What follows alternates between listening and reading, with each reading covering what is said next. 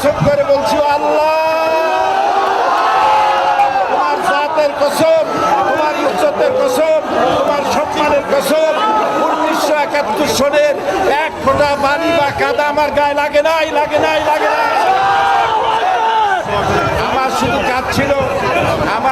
কাজ ছিল কোরআনের প্রচার করা। নাস্তিকবাদীরা সহ্য করতে পারে নাই, জালিমরা বরদাস্ত করতে পারে নাই, যার জন্য আমাকে বন্দী করে রেখেছে।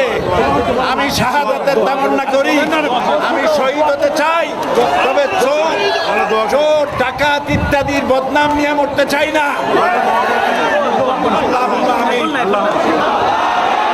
কসম করে বলছি আল্লাহ,